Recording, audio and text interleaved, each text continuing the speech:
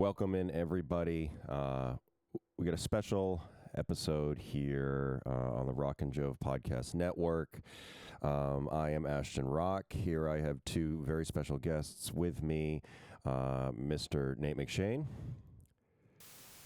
What up, guys? Nate McShane, and then we have Mr. Ethan Whittemore. What's up, guys? And I've brought in these two folks here, very special guests, Patriots experts, die-hard fans, bleeding blue and red, and we are here rock hard, ready to rip, and we're going to talk about the Patriots today ahead of the Super Bowl.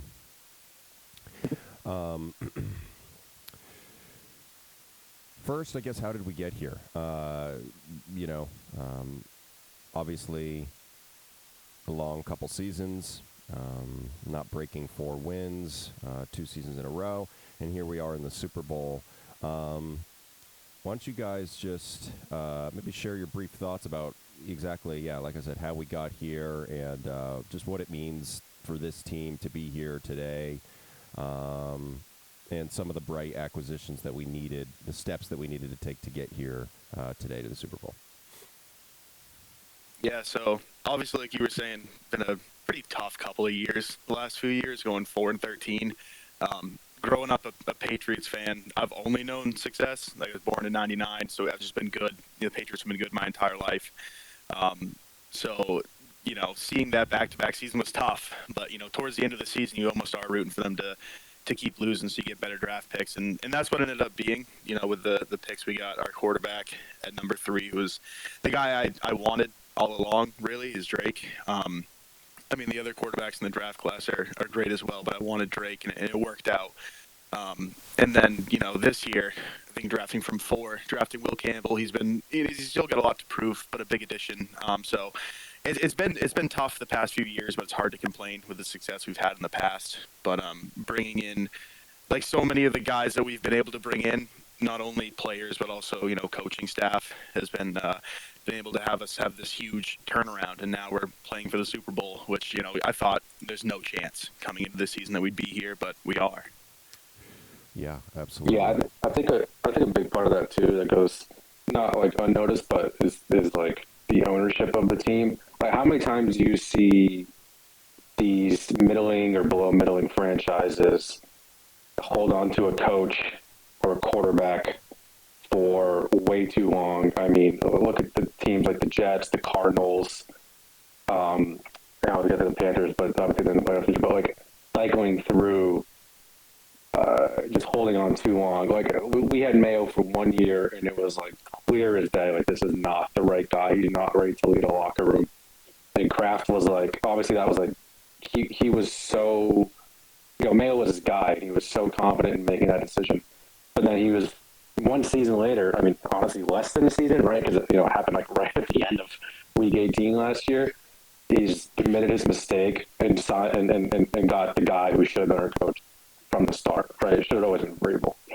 But I think just the ability for ownership of this team to admit a wrong so quickly is just, it's a culture thing, right? I think it's great. Yeah, I think that's a great point. And like you said, culture. Vrabel, that's something I've been echoing kind of throughout the season. I know we've had plenty of conversations about it, Nate and Ethan and I, the same thing. I think that Vrabel is just, probably one of the people that I'm most thrilled with on this Patriots team. Every time I see him interacting with the players, it's so genuine. He really does have such a love for this team, and the team really loves and respects him. I've always been thrilled with Vrabel, and honestly was probably one of the bright spots living here in Nashville as far as the Titans. Like, okay, I can kind of understand rooting for the Titans just a little bit because I do love Vrabel so much. But like I said, I've been really impressed with the coaching of these games. Who else is somebody that we need to see key plays from today for the Pats, relying on the coaching, of course, but let's start with you, Nate. Who do you think that is important that we need to see some key plays from today? I was going to say let Ethan go first because I have a ridiculous Okay. ridiculous, but I will. I'll start because I know he won't. No one in their right mind will say this out loud to other people and feel good about themselves besides me. And like, listen, I know this is unlikely. I should say more likely to not happen than to. And I have a few reasons, like, and logically, of how I think the game is going to go and how I got here. But I think for the offense, on the offensive side of the ball, the explosive play is going to be important. Like, we're not going to win this game running the ball with Ramondre 25 times and scoring 13 points. Like, Seattle's too good across the field for that to happen. Even if our defense plays a shutdown game, Seattle has too many key like stud positional players to not put up points. Like, they're going to put up points, we're going to have to put up points as well. Mm-hmm. And I don't see us, being able, like, the interior of Seattle's defensive line is great, like, just as good, if not better than ours. Mm-hmm. So I think a person that I've been talking about, I've been trying to talk myself out of, because it's stupid based off of how it's gone the past few weeks, but it's Travion Henderson. And I feel this way for a few, and I'm not, and when I say this, like, I'm not saying he's going to regain his midseason form and take over the backfield or anything like that. I'm thinking 5 to 7 carries, 2 to 3 targets. But the thing about him is he's the only player on the offensive side of the ball that has the ability to literally touch the ball and outrun everyone on the field. Like, he's the fastest, most explosive player we have. He probably might be the most explosive player on the field on Sunday, besides, you can argue, like, Shaheed on Seattle's side, or maybe Marcus Jones. I just think I'll be shocked if he doesn't get involved a little bit more. And I just think he has that home run threat to take advantage of some, broken plays, maybe like a slip screen kind of thing, some runs to the edges. I know they have a strong interior. I mean, I'll be surprised if we have any real success running the ball up the middle tonight anyways. Something like that. I think he's going to get involved a little more than we've seen recently. And I know why he's been struggling, and Ramondre's just been playing great ball. But I'll be shocked if McDaniels doesn't get him involved a little bit more. And I'd look to see him kind of breaking one of those for a long gain or maybe a long tutty. Yeah, Travion Henderson currently leads the NFL with 4 scrimmage touchdowns of 50 yards plus. So I didn't realize that stat by any means when I first read it. Kind of didn't even believe it, but I think you're definitely onto something. Like I said, that I wasn't even aware of. So.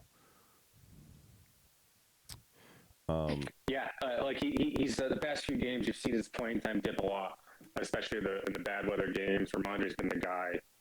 Trayvon's, he's a rookie. He's struggled with pass protection. His vision's been kind of bad in the games recently. But I just think this is a game where we're going to need the explosive play to win, and I think he is the most explosive player in the field. It really comes down to that. I love it. I love it. Ethan, who do you have? Yeah, so I just wanted to touch on him real quick because Henderson is. I love him. I think he's great. I think that sometimes in the NFL, some running backs can come in and just instantly pick it up and get it right, and some can't. And I think he does still have his pass protection issues that, you kind of thought coming in was going to be a strength for him, but I think it is just really learning it. And, Ramondre has been the guy. I love Ramondre, and he's been balling the past few weeks. So it's hard to see. I agree with you that, Henderson probably won't get as many carries, and but I think we should try and use him. I really do. I think he is right up there. I think the only other person on the Patriots offense, maybe Kyle Williams. He has that explosiveness, that speed. He's really quick. But we're not. We have run him a little bit, like end arounds, but I really would like to see Travion Henderson get some play time in this. Absolutely. For the guys that I wrote down some guys that I want to have step up and make a play. And one of those guys was Marcus Jones, whether that's on special teams, he loves returning punts, or, that's on defense. We've seen he can score. Like, if he gets the ball, he's dangerous. So if we can just find a way to get him the ball, like I said, whether that's through a punt return, picking the ball off, however, we've run him on offense in the past. I want to see him step up and really make a play. Kind of the same thought a little bit with Carlton Davis. He's a great man corner. I would have wish the Pats would run a little bit more man coverage. We'll see what they do today. But he does pick up some penalties, but he also picks the ball off a lot too. So I'd love to see one of those guys step up and take the ball away. And then another guy, I want to go over to defense a little bit. Caleb Von Chason, coming off the edge. The thing is the interior of Seattle's offensive line isn't that good, in my opinion. I think they're fine, but that's ideally where we should be getting pressure. But what Seattle will do sometimes is they'll have like their right tackle and right guard, both get hands on like an interior defensive lineman, and then just have the tight end block whoever is coming off the edge. So I think their game plan is going to be getting four hands on both Milton Williams and Christian Barmore, because that's where our strength is coming from on the defensive line. So I want to see some juice off the edge here, especially if you're one-on-one against a tight end. That's when you got to go and make a play and get someone. Like that's where I see our pass rush coming from. Obviously, we're going to be running a bunch of stunts, a bunch of blitzes as well. I'm assuming we're going to be blitzing Darnold a lot in this game, and I'm hopeful because that's where we've gotten a lot of our pressure from. Chason had a great game a couple games ago in this playoffs already. Is that right? Right. Absolutely. So yeah, he's an animal. He was a first round out of I don't know where he came from. He went to Jacksonville, and it just never really panned out. And then it's another, in my opinion, one of those situations where it's just like coaching matters, right? You come to the Patriots, you've never heard a Patriots player say something bad about Vrabel. Everyone loves him, and they've been able to turn him into the kind of player that we need and into a role where he can succeed. So he's someone to look forward to and look out for today, I believe. Excellent. Yeah, real quick, if you don't mind, I like that a lot. And, one of the other, kind of keys / players to step up, you kind of mentioned is I think the number one thing, and this is rocket science, this is obvious, everyone's been talking about for 2 weeks, but is make Sam Darnold beat you, right? And we all talking about, can you see ghosts again? Can we turn him back into a pumpkin? Like all the stuff that we've been hearing for 2 weeks, right? I think the first step to that, and again, this is obvious, is stopping the run. We're obviously matched up well to do so. Like you said, the interior of our defensive line is nasty. Their offensive line's got a lot of focus on that. Also, our middle linebackers have been playing like Christian Ellis. Hopefully, Spillane suits up and he's healthy. But if we can mitigate their running game, and obviously whatever it is, double JSN, Gonzo shadows him, make Darnold beat you with his secondary options, it gives you your best shot. And I'll say this, right? If we don't, if this is a game where Kenneth Walker is running the ball over us, they're controlling the pace of play, Sam Darnold gets to just relax and not make any mistakes, we're losing the game anyway. Like, there's Absolutely our right. offense is off the field. We have no chance of winning that game. So I'd say, to kind of talk about what you were saying too, is the interior of our defense, like Milton Williams, Christian Barmore, Ellis, Spillane, like we have to stop the run. That's probably one of the number one things for us to win this game. And is Spillane on that injury report? Yeah, He was, but I think he's been saying he's good to go for today. Okay. Yeah, he practiced limited at the end of the week. He's been saying that he's playing. I can't imagine he's not playing. I think it's an ankle sprain, right? Yeah. Yeah. And he's important for stuff. Yeah, it's night and day when we have. have Spillane and Williams out there versus when we don't. Like in the run game, it's like Yeah. this team, we really can take control and shut down their run game when we have both those players out there. Obviously, Milton's good to go. Spillane, as far as I know, he said he's good to go. And yeah, I can't imagine he would sit this one out. That's definitely not the kind of guy he is, kind of player he is. Right. I don't know if he'll be 100%, but even if we have him in there, at 80%, he's so important to us in that run game, having him in there, especially on early down, especially a team like Seattle that they run the ball pretty much more than anybody in the league. They love running the ball. So if we can take that away from them, and I completely agree, let's test Darnold. I don't think he's the caliber of quarterback back when he was seeing ghosts. Like, I don't think he's that guy anymore. I don't think we can shrink him down to that. But if we can take away that run game, take away the easy throws, and make him throw, that is where we can win this game. If he beats us, he beats us. Then so be it. He is the guy who he looks like recently, but I believe we can regress him a little bit. I'm hoping. I think you're absolutely right. Talking about, like I said, getting those guys like Spillane in there, even if he's not 100%, having a team captain in there like that, he's just going to help kind of run that defense. Thank you guys for listening. We're going to take a brief break, and we'll be right back. Now, I'd like to take a second, hear some special words from another special guest. This is Miss Jo Sinta, by way of Whittemore, Massachusetts, a Nashville, Tennessee resident, and one of the most vicious, unapologetic Patriots fans that I know. And let's hear what she has to say. Jo, what do you think? The Pats are going to win the Super Bowl. Sam Darnold's been up all night thinking about that game in 2019 against New England where he was seeing ghosts. He's never beat New England. I don't give a shit that he's not on the Jets anymore. He was up all night, all week, quaking in his boots. Drake May is going to run for a touchdown. Drake May is going to have fast feet. Yes, he may. I think Booty's getting some big shit. Hunter Henry, my man, big forehead, big game for him.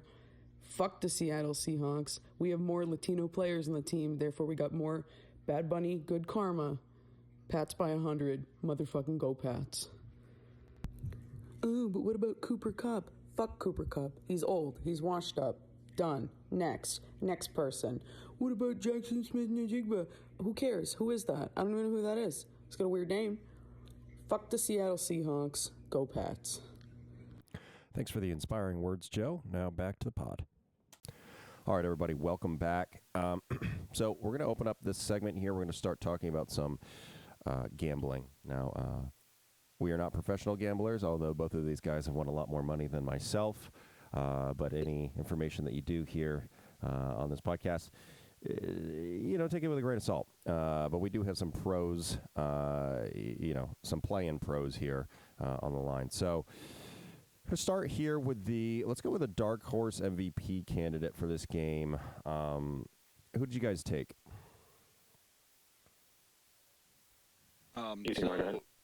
So I took Stephon Diggs because I took him actually before the Denver game.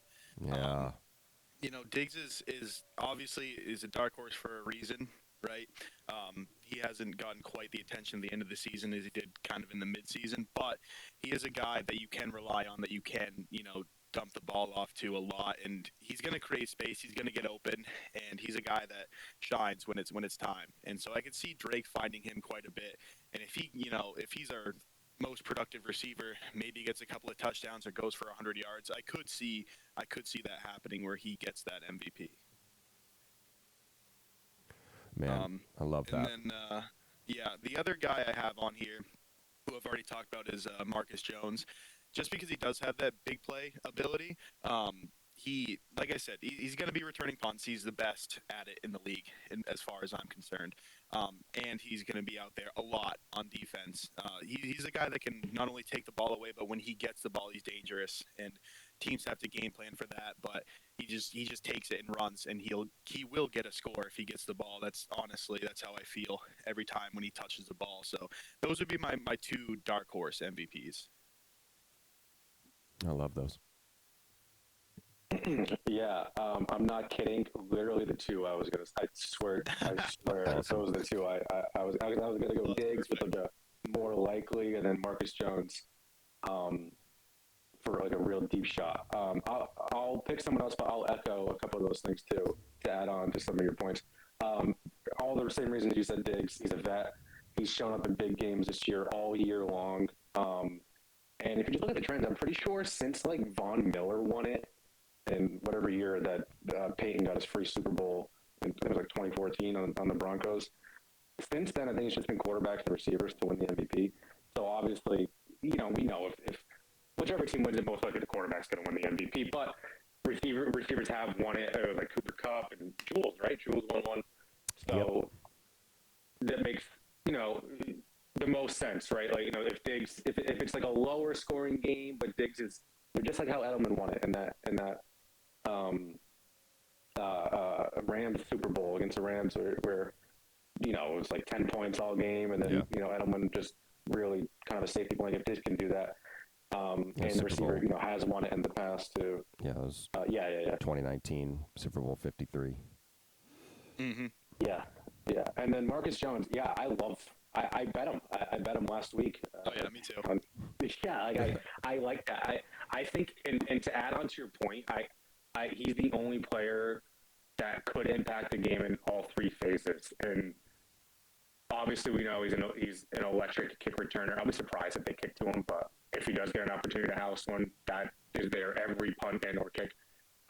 We saw him get a pick six against Houston, right, in the divisional round. Mm-hmm. So if he undercuts a pass, he can house it.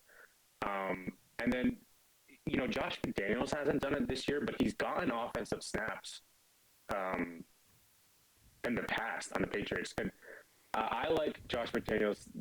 We've watched him on the Patriots for years now. He seems to always scheme up an interesting play in big games, like whether it's like slip screens, double passes, flea flickers. Like we all know, like the Amendola, the Edelman touchdown against the Ravens. Like he's always scheming something like that up. I wouldn't be surprised if Marcus Jones, like in the past, he's gone offensive touches in the past few years, and he has the ability to catch the ball and house it, or take him on an end around or something like that. So let's say it's a low scoring game and he returns a kick and he scores one on offensive defense. I could see him being the MVP. Yeah, it's not crazy. Mm-hmm. For sure. I like that a lot.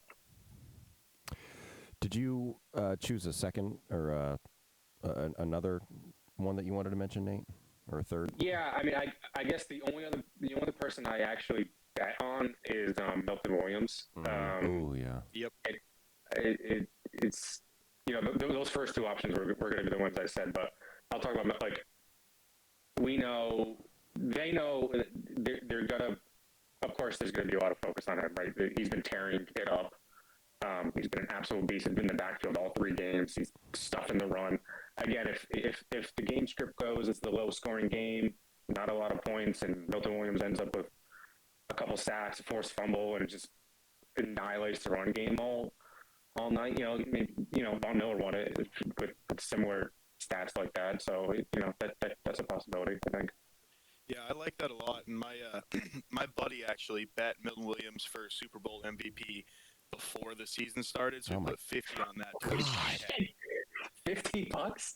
Yeah, 50 to win 10 grand. So if he wins, that'll be a good hit for him. So I really can see that happening if he's disruptive, which we know he will be, shuts down the runs and gets a sack, makes a play. I think he's absolutely in contention to win that MVP award. Yeah, and I'm sorry, I forgot to mention he just won a Super Bowl. Like, we know that, right? So it's like he's been there and he played right in the Super Bowl. I think he had a sack or 2 sacks. He had 2 sacks. He was killing it that game. Absolutely. Yeah, so he has the experience. He's been there. He's a vet. He's one of like 4 or 5 players on the team that's been to the Super Bowl already. So, yeah. I think Milton Williams is also a great candidate for those anytime touchdown bet pickups. Maybe a little strip sack, strip fumble, or something. Grabs the ball, gets down in the end zone. I don't think it's impossible. Who else do you think might be a candidate here for the anytime touchdown bet? So I took Kairos Tunga. We've lined him up at fullback like a number of times.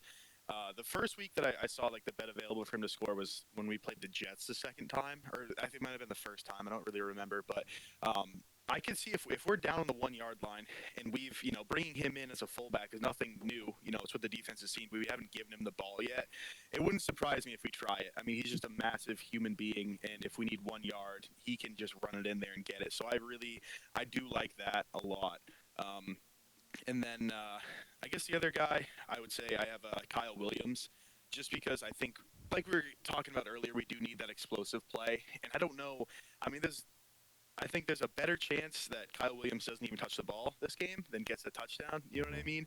But if he does get the ball, he has that fast, explosive play that we were talking about, and he can also take to the house. So I mean, it's going to be if we need that play, like you said, to be him or Travion Henderson more than likely. So it's a deep one. I took him for king of the end zone, so like to have the longest touchdown. So I could see it happening this game. Yeah, you sent me that as a tip, Ethan, and I immediately bet it, and also told Nate to bet it, and Nate had said that he already had bet it, which is another reason that sparked this. I was like, okay, we need to stop messing around. We need to get these two guys in a pod here. So Nate, like you said, also had that bet. You want to touch on that as well? Yeah, clearly I should start answering these questions first because I was going to say Tonga as well. Like the same reason he's lined up on fullback a few times. We've struggled goal line offense, this year. Obviously, that's some of the hardest offense to run is red zone offense, but we particularly struggled on the goal line. Yeah, I wouldn't be surprised either. And who doesn't love a big man touchdown? That should be so fun. If he scored a touchdown in the Super Bowl and you had money on it, that's like the best fucking thing ever.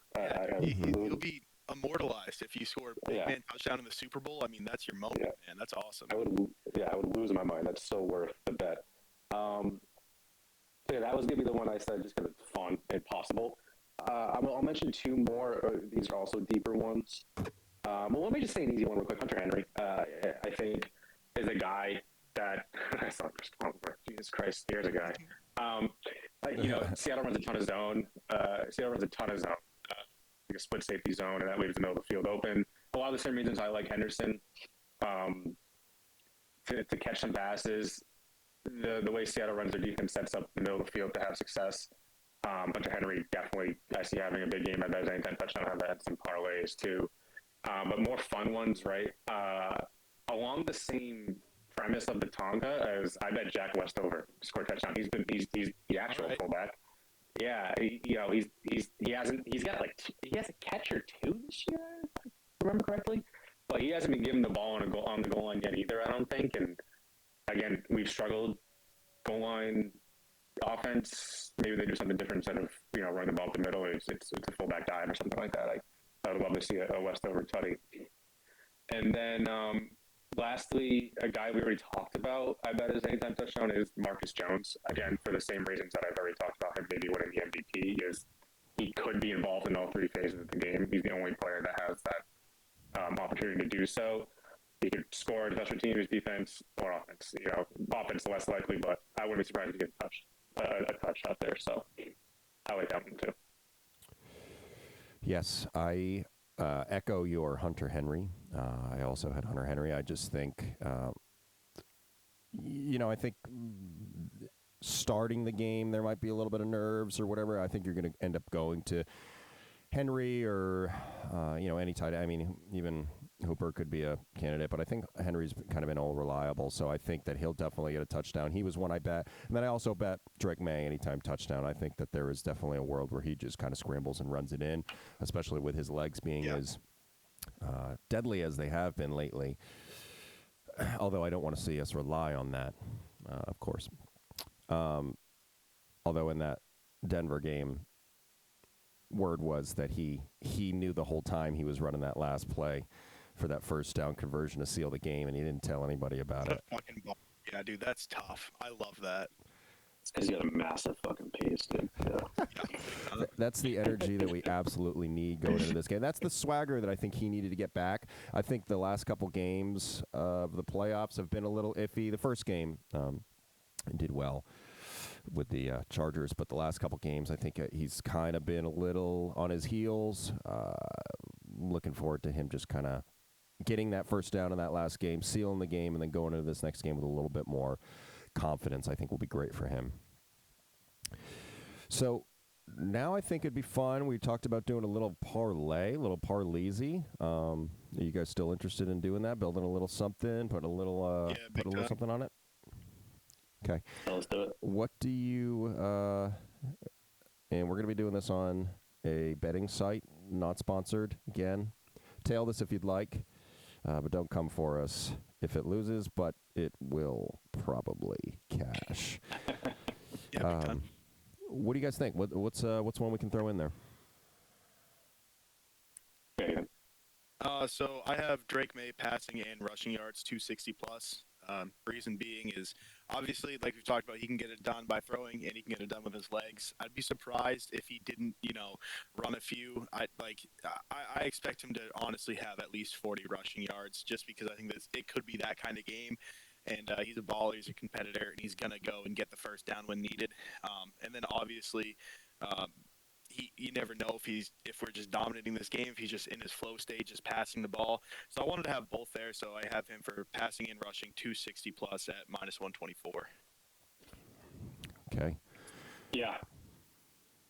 No, sorry. No, Nate. I like that. It is kind of crazy that Drake May's rushing is over Henderson's in the betting. I thought that was kind of crazy.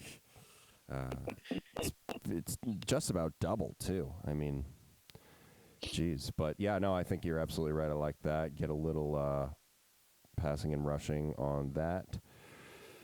Nate, you got one to contribute? Yeah, I love that. I love Drake May using his legs this game. He's been using season so far. It's a great bet. I was gonna one of the ones I was teetering on is like an outline on Drake May's rushing, but yeah, I like that one. So I'm going to put in one that I've kind of already talked about. Is I'm going to go with Hunter Henry, 40 plus receiving yards in our outline. All the same reasons I already said, right? I mean, Seattle runs a lot of zone. We're going to want to calm Drake May down. Quick passes. He's a safety blanket.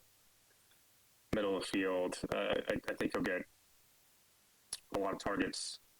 And I think 40 yards is definitely attainable. I would have gone like his touchdown or something, but I'll keep this safer for parlay purposes. But yeah, I'm going with him. I like it a lot. I think that's a good pick. Yeah. Okay. My contribution to this is going to be, again, I'm the worst successful gambler out of these three, but I really liked what you were saying about Kenneth Walker needing to stop that run in order to make Sam Darnold throw it through the air. And I think you're absolutely right. And I think that I know that you're correct. And I think also Vrabel will know that you're correct. And I think that that's going to be a huge focus. So I'm going to go the under on Kenneth Walker rushing. So let's see. He's currently set at 70.5. I like the idea going under. I think if we're going to win that game, we're going to need him to go under, and we're going to win this game. So I think him going under is an easy bet there. Hell yeah. I like it. Walking in. All right, so I was building it while we were talking about it. So 3-leg parlay, Drake May. I had to do 250 plus. I'm on FanDuel, not DraftKings. So Drake May 250 plus rushing, passing, Hunter Henry 40 plus receiving yards, and Kenneth Walker under 7.5 rushing yards. That gives us a plus 336 parlay. So Perfect. I was building it on DK, and so I had the plus 260 plus on DK. It's plus 375 for the 3-legger. All right, even better. Okay. Wait, so it's over, Drake May over 35.5 rushing? No, so it's Drake May over 260 passing and rushing okay. yards. Yeah. Okay. I know I was building it wrong. Okay, yeah, let's lock that in. And I hope everybody tails us. And wins a lot of money. So that's our parlay. Would you say the odds were? There's plus 375 on DraftKings. Yeah, that's a lock. Yeah, it's the lock of the century. So make sure to listen to this pod in the future, and we'll print you more money. We opened the show talking about some Pats that we needed to watch to come through for the Patriots to win. What are some guys we got to watch out for Seattle as we're kind of wrapping this show here? Just, maybe not the obvious. I mean, obviously they have a super star-studded skills and a great defense. Who are some sneaky guys that are going to kind of bite us in the ass today and hopefully not? Yeah, so I'll sorry. Go ahead.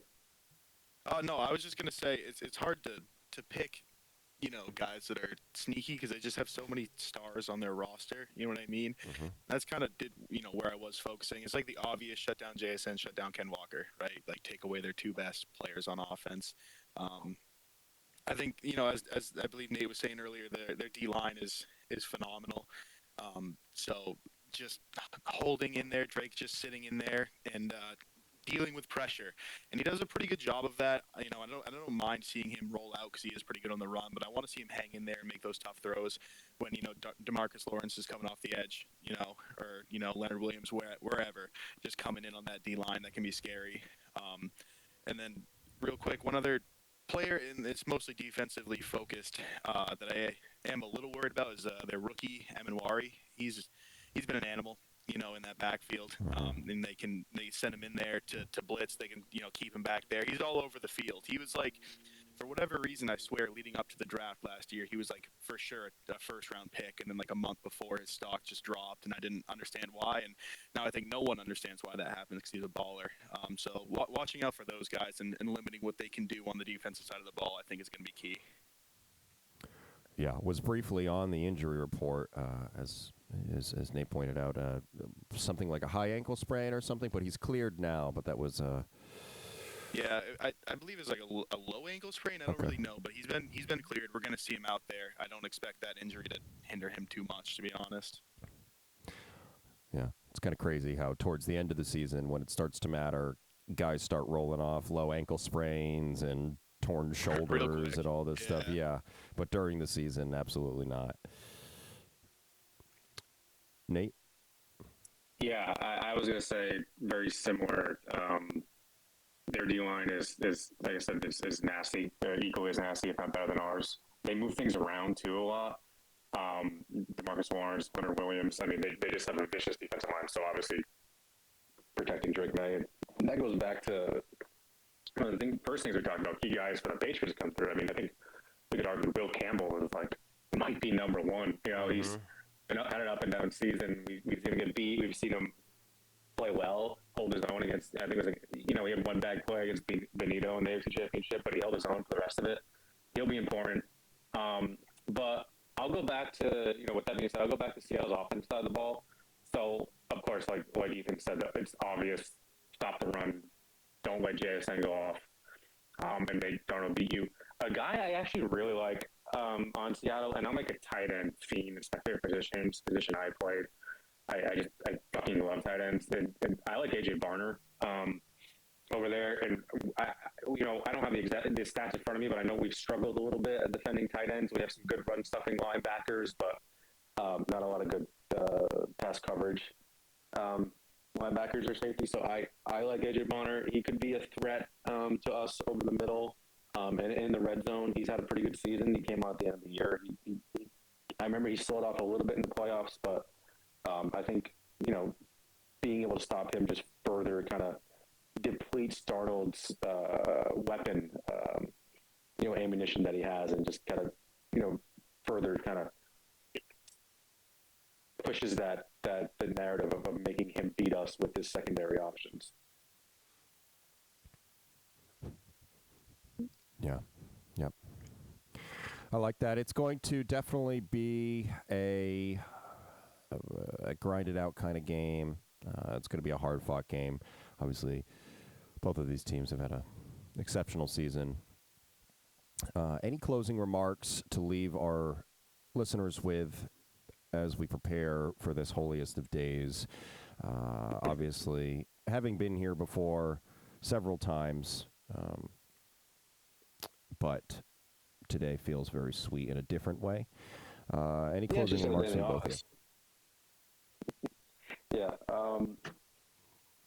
couple things, right? It's funny because right now, like we technically we're playing with house money. I mean, like going into this year, never in a million years would I have ever thought that we'd be here. But now that we're here, it's so hard to be like, I want this fucking championship so bad, so bad that it's like tough to. But it's trying to remind myself that it's like insane that in year one, it's technically year one of a rebuild that we're in the Super Bowl. That just doesn't happen. Like the turnaround is insane, and I think the future of this team is so bright. I want to just kind of touch upon one more player with kind of a theme that I've been talking about a lot. So like I think this game is won on making Sam Darnold beat us, limiting turnovers, like not getting their off in short fields, and then the explosive play in offense. That's one of the reasons why I talked about Trey Henderson a lot. I think points will probably be at a premium. And I think if we're going to win, most likely it's going to be via the big play. Ethan talked about Kyle Williams. I think Hendo. Another guy is Matt Collins. I mean, he missed the last month of the season, and then he came back in the AFC Championship and immediately caught like the clutchest deep pass that we've had like all year. Like he just gets involved. Like they trust him. Drake May trusts him. He's a good deep threat. He's huge. I like him. I like him to have a couple big plays or maybe one big play, on the sideline or something like that. I just think the big play is going to be important for us, as it has been all year. Absolutely. Ethan, what do you think about that? Yeah, I mean, probably echo quite a bit of what you said because, I mean, you wrote it all out there. Is like this team, throughout my life, like I said, we've just won a lot, and it feels like this is the first time that we really are the underdog, which is kind of crazy. But I think a lot of the players are coming in with that mentality that, like, hey, we weren't supposed to be here. No one expected us to be here. Like, fuck them. Look at us now, And when you go to the dance, you want to dance. You want to win this thing, right? If you told me coming into the season we'd be going to the Super Bowl, I mean, beyond the moon, thrilled, happy as can be. But yeah, now I really, really want to get this thing done. And I'm glad you brought up Matt Collins as well. Surprised I went this far without talking about him and what he's meant to this team, because when we got him in free agency, I expected him to get like maybe 2-3 targets a game, if that, and have like maybe 300-400 yards in the season. And he's just meant so much to us on offense. Just been a consistent guy in the intermediate and even in down the field. He has a great story, and I think it echoes a lot of the stories around the locker room too. Coming into the league, I think he was drafted the Eagles and got a real bad injury and has kind of bounced around, and then now it feels like he's found his spot where he can thrive. And I think that's the same with a lot of guys, like we've talked about with Caleb Von Chason coming in as a first round pick and didn't really make it happen, and now boom, he's a really big impact player for us. Even some of the guys you wouldn't necessarily call an underdog, like Milton Williams. He's a guy that the Eagles let walk. You know what I mean? And those caliber of players don't hit free agency very often. So we made him a huge priority. We were getting him in. And so, even though he got paid a lot and he was great in the Super Bowl, like, he's coming in with a chip on his shoulder too. Like, they let me fucking go? Are you serious? All right, here I am now back in the Super Bowl. And where are they? They're not here. So I think that's kind of the story of this team, is that underdog mentality. And I think that's what we need to go in with. Yeah, real quick, the Milton Williams point. One of the things I want to mention when I talked about the ownership of the team, we all know the Patriots are known for signing big free agents, right? Never been our thing to dump a lot of money on. Historically, it was kind of always take less for the team, that kind of vibe. We spent money on this offseason, and I think to all the right guys. Milton Williams, Carlton Davis, they've been studs, and it's just created such a good mix of young talent and vets who've won it before. And so, I think that is such an amazing mix that they were able to achieve. Yeah, absolutely. Like, who did we miss on in free agency this year? Nobody. Like, the guys we brought in, instant starters, instant impact players. The draft was great. I mean, this was the best offseason I've seen in New England in a long, long time, especially since I've been like really paying attention to it. It's the best offseason I've seen that we've had, where we just consistently hit on guys for good value. And then, it does go back to ownership. I have to agree with that, because like the discourse around the team was that, we don't spend on free agency and cheap team, whatever. And then we go out and spend the most in free agency, like guaranteed money, whatever. It was a lot. And you could see that turnaround real quick, and that all goes back to ownership. So that's a really good point. I think that also, and Nate, you and I have talked about this before, football is such a culture sport. And once you develop a winning culture, I think more than anything, that really kind of stays. So obviously Patriots feeling success for 20 years develops that kind of culture and winning. And so, like you said, that kind of goes hand in hand with the ownership in the locker room, but also the fans showing up to games, filling out the stadium for a Jets game, in the middle of January or whatever it was. That kind of culture is going to continue to grow, as opposed to maybe some of these other franchises that don't have that established. And even though they have a great team, you know, they just can't seem to get it going. And that's kind of why they don't. I feel like they don't reinvest money, yes, but also energy, you know, and support into the team. So I think we're very fortunate to have that, and today will be a culmination of that, I think, absolutely. Like you guys said, nobody expected to be here necessarily, but now that we're here, yeah, I might as well grab it, you know, absolutely. So, you know, I think we all know that even though it was fortunate of us to get here, we got to take care of business today. Yeah, and sometimes teams don't get back. You know, sometimes, you know, we've seen, I think we talked about this a little bit, Ashton, like sometimes in the NFL, like there's a lot of promise around a young team, take Detroit as an example, that doesn't quite get back, or Buffalo, you know, like, so it's, football is a crazy sport. You're always one injury away from a franchise altering future. So now that we're here, why not? You know, why not? Why not? Why not? All right, now. So now what better way to end this pod here with a nice little shot ski. Big day, big game ahead of us. I think a shot would be in order. So let's pour them up here. Yeah, let's just say I have said today as the Super Bowl. So so by the time you're hearing this, we've been able to edit it, record it, and it's a nice early morning session. But what better way to start than to start early?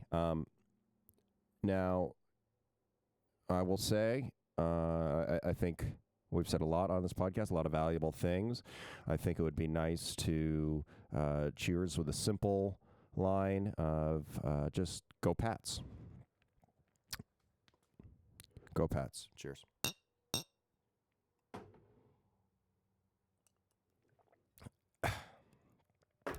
All right, everybody. Thank you very, very much to our guests here, Nate McShane and Ethan Whittemore. Again, absolutely. Anytime. And if you want to hear more from these guys, I've been trying to get them to do maybe a little mid-season podcast, so leave it in the comments if you do want to continue to hear that. I'm sure you will. But I've been Ashton Rock. This is on the Rock and Jouv Podcast Network. Thank you guys very, very much. And go Pats.